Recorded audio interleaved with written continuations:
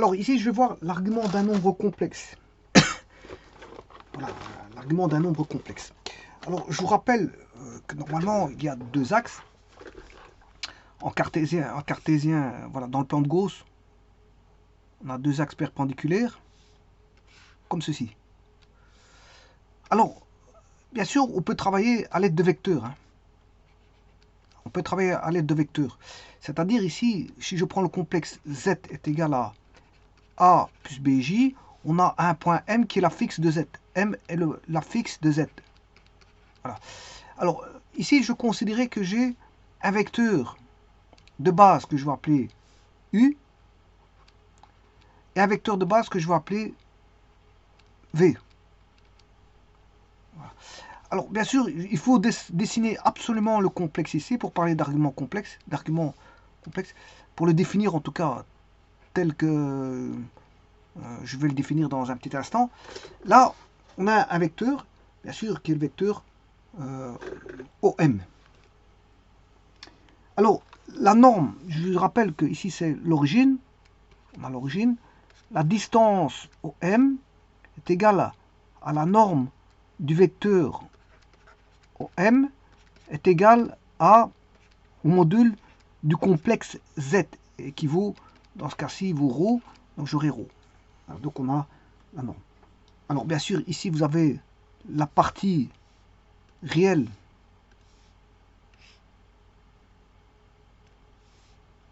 de Z,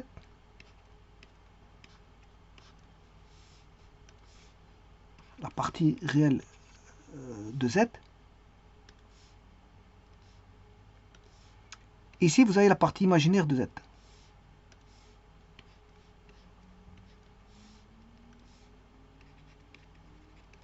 Alors je rappelle, la partie réelle de Z vaut A. Donc ici, la partie réelle de Z vaut A. La partie imaginaire de Z, elle vaut B.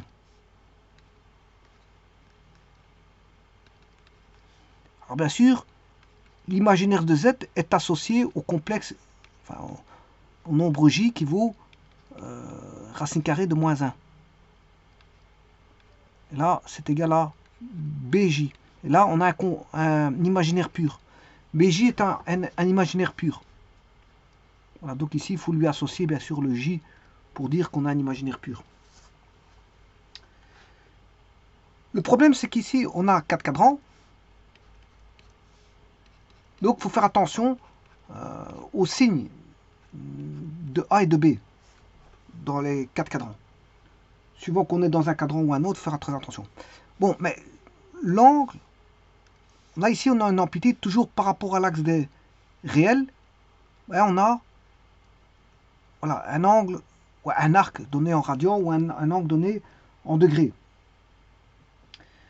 Donc on a Z qui est donné avec deux réels, A, B appartenant à R carré, et on a un complexe que j'ai pris voilà, de vecteurs OM, enfin, indiqué par un vecteur OM dans le plan de Gauss. Donc on a l'image de ce complexe OM dans le plan OUV. Dans le plan OUV. Donc le plan, c'est le centre O formé par le vecteur U et le vecteur V. Ça, c'est le plan de Gauss. On a le plan de Gauss. Alors, qu'est-ce qu'on appelle argument du nombre complexe Z? C'est la mesure de l'angle ici, phi, à 2 pi près. À 2 pi près. De l'angle représenté par phi étant bien sûr l'angle représenté par le bivecteur qui est UOM. Voilà, c'est le bivecteur UOM. Donc c'est l'angle, l'argument du nombre complexe Z, c'est la mesure phi à 2 pi près de l'angle représenté par le bivecteur UOM. Alors comment on va indiquer ça? On va indiquer argument de z est égal à la mesure de l'angle UOM.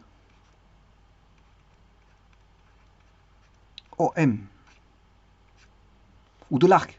Ça peut être un angle ou un arc. Bon, si c'était un arc, si vous le mettez en radian, l'argument de z, c'est U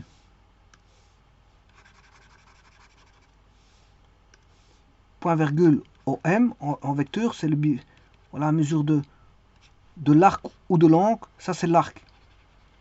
Et ça c'est l'angle. Alors l'arc en radian et l'angle en degrés. Alors l'argument de z, ben, il vaut phi, mais à 2 pi près. Il vaut phi à 2 pi près. Voilà. Et c'est ça l'argument. Quand on parle d'argument, c'est une mesure, voilà, d'angle, soit d'arc, ou soit d'angle en degrés. Attention qu'il faut que je reprenne le symbole. Voilà. Et donc qui mesure phi à 2 pi près. Et là, vous avez la définition. Voilà, c'est la mesure de l'arc ou de l'angle compris entre le vecteur U et OM, c'est-à-dire le bivecteur UOM. UOM. Ah, de pi près, bien sûr, hein, de pi près. C'est ce qu'on appelle l'argument d'un nombre complexe. Alors, je vous rappelle que ça, c'est juste pour l'argument. Et que pour dessiner un nombre complexe, pour représenter un nombre complexe, 2 paramètres sont nécessaires. Le module, ρ, et l'argument du nombre complexe. Donc, ça, c'est le module de z, et ça, c'est l'argument de z. Il faut deux paramètres. 2 paramètres pour dessiner un complexe. Bien sûr, en trigonométrique, parce qu'en cartésien, c'est x plus yj. Voilà, pour représenter z, là, à ce moment, on a besoin de x et y qui appartiennent à r carré. Alors, ici, le module, il est toujours positif. Voilà, et l'angle, l'argument de z, c'est à 2 pi près.